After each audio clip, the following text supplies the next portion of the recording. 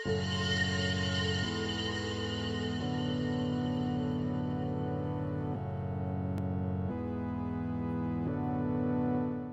pagi bosku, jumpa kembali bersama saya Cecilia dari Pilar Mas Investindo Sekuritas. Touch your heart, touch your profit. Nah, seperti biasa kita akan mulai saja nih market review kita hari ini, Jumat 29 Januari 2021 dengan episode Keep Calm and Enjoy aja. Maka dari itu jangan kemana-mana ya bosku, tetap di channel Pilar Mas Investindo Sekuritas. Touch your heart, touch your profit. Pionir Sekuritas Channel di Indonesia.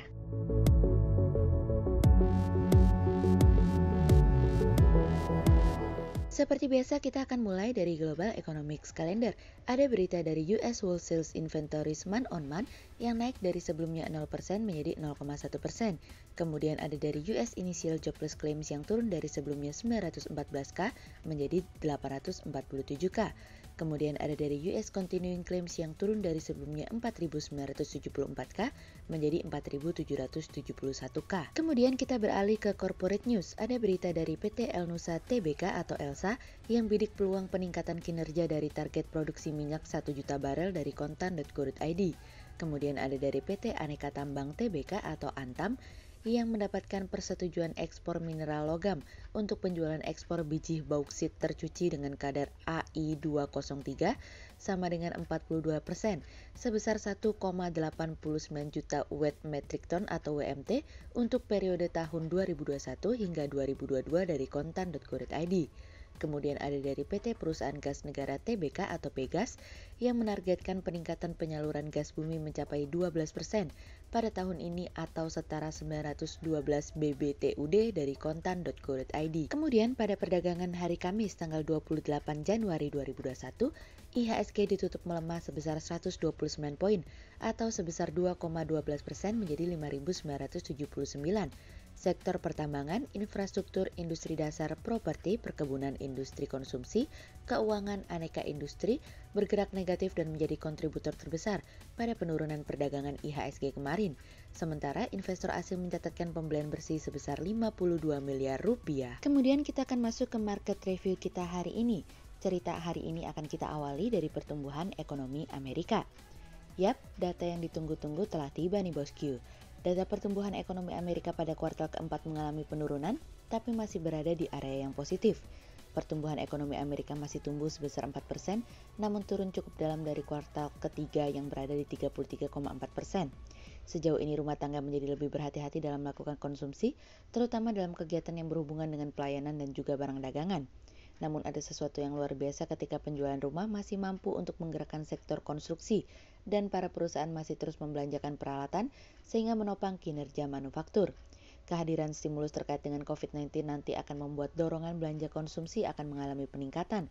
Berbicara stimulus, IMF mengatakan bahwa Amerika masih memiliki ruang yang cukup untuk memberikan stimulus tambahan. IMF mengatakan bahwa saat ini sangat penting untuk mendukung pemulihan perekonomian dengan memberikan dukungan yang berkelanjutan terhadap sisi rumah tangga yang dimana saat ini sedang berada dalam posisi yang sangat rentan, yang dimana bisnis sedang berada di bawah tekanan. Proposal stimulus Joe Biden senilai 1,9 triliun dolar ditambah dengan rencana untuk pengeluaran tambahan tentu akan memiliki dampak yang besar yang akan mendorong pertumbuhan ekonomi untuk mengalami kenaikan khususnya hingga tahun 2023 mendatang. Apabila pertumbuhan ekonomi mengalami kenaikan, maka dapat dipastikan bahwa ini juga akan membantu The Fed untuk mengejar target inflasi yang rata-rata berada di 2%.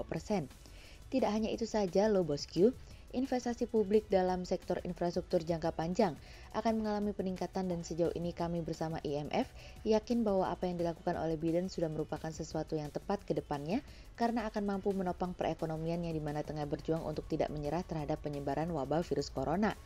Kami berharap bahwa pemerintah di berbagai belahan dunia terus melakukan bauran kebijakan moneter dan fiskal untuk dapat menjaga prospek pemulihan perekonomian namun tetap berusaha untuk terus melakukan distribusi dan vaksinasi untuk melindungi konsumsi rumah tangga yang dimana saat ini merupakan sisi yang paling rentan. Sejauh ini secara global dukungan terhadap fiskal sudah hampir mencapai 14 triliun dolar yang dimana nilai tersebut telah berkontribusi untuk menjaga perekonomian untuk tetap berjalan dan mengurangi efek akibat wabah virus corona terhadap konsumsi dan output. Utang global juga diperkirakan akan mencapai 98% dari GDP pada akhir 2020 naik apabila kita bandingkan dengan proyeksi pada bulan Oktober 2019 yang hanya sebesar 84%. Berbicara defisit, secara rata-rata tingkat pertumbuhan ekonomi pada tahun 2020 diproyeksi berada pada minus 13,3% untuk negara maju dan minus 10,3% untuk negara berkembang dan menengah, serta minus 5,7% untuk negara berkembang yang memiliki penghasilan rendah. Kebijakan fiskal harus terus berlanjut untuk mendukung pemulihan perekonomian yang berkelanjutan serta memfasilitasi transformasi menuju perekonomian yang lebih baik, digital, serta inklusif, namun dengan pengelolaan risiko fiskal dan pembiayaan yang baik. Kerangka fiskal dalam memberikan proyeksi jangka menengah yang kredibel sangat dibutuhkan saat ini, terutama ketika hutang sedang berada di posisi yang tinggi. Namun tentu kami berharap selama utang dapat digunakan dengan sebaik mungkin dan menopang perekonomian, maka kami percaya bahwa siapapun negaranya pasti kita mampu melewati krisis ini dengan baik. Kemudian cerita selanjutnya datang dari tambahan dana PEN. Pemerintah menyampaikan akan mengalokasikan anggaran mendesak untuk penanganan pandemi COVID-19 untuk tahun 2021. Anggaran tersebut di luar alokasi anggaran program PEN tahun 2021. Menteri Keuangan Sri Mulyani Indrawati mengatakan alokasi anggaran mendesak mencapai 76,7 triliun rupiah. Berdasarkan data, anggaran tersebut dibagi menjadi 3 sektor. Pertama, untuk bidang kesehatan sebesar 14,6 triliun rupiah.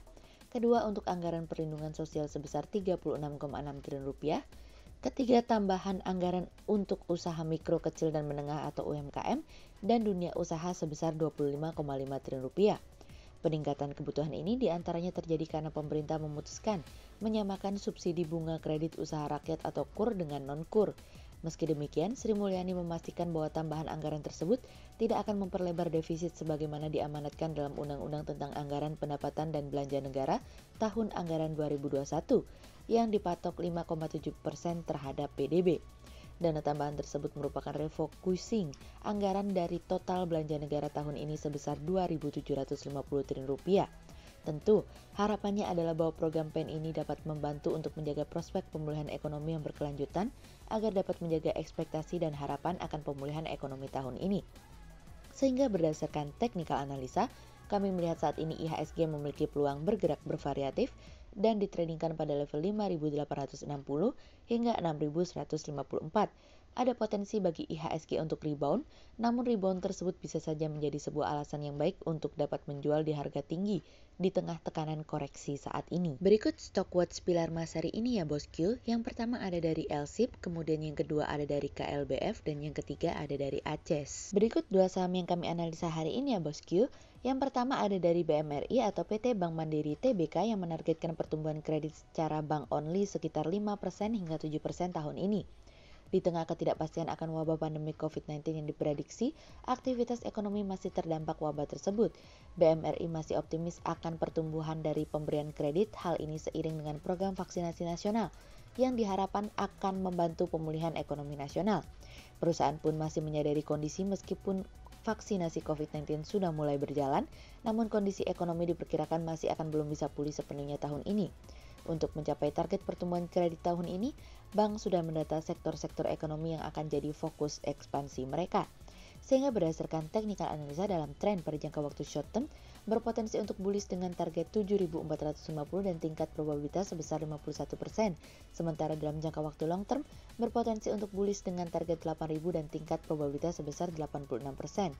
Kemudian yang kedua ada dari ELSA atau PT El Nusa Tbk yang bidik peluang peningkatan kinerja dari target produksi minyak 1 juta barel.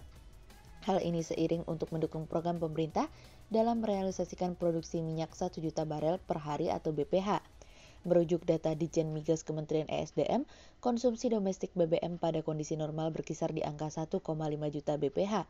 Bila diasumsikan bahwa kebutuhan tersebut turun 30% karena pandemi, maka masih ada 1 juta BPH yang harus dipenuhi. Target tersebut tentunya akan membuat fundamental bisnis El Nusa ini akan terus berjalan sesuai dengan pemenuhan kebutuhan energi nasional.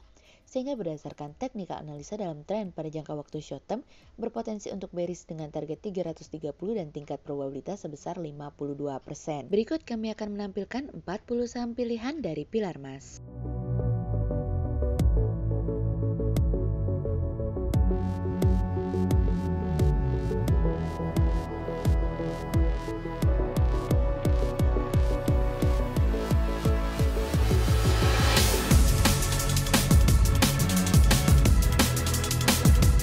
Sekian untuk review market kita kali ini ya bosku. Untuk info lebih lengkapnya bosku bisa download PDF dengan klik link di bawah video ini atau bisa juga langsung akses ke website kami di www.pilarmas-investindo.co.id. Dan jangan lupa untuk selalu jaga kesehatan buat para bosku ya. Kita akan bertemu lagi besok pagi untuk market review yang berikutnya. Jadi jangan lupa like, subscribe, dan tonton terus channel Pilar Mas Investindo Sekuritas. Touch your heart, touch your profit. Pionir Sekuritas Channel di Indonesia.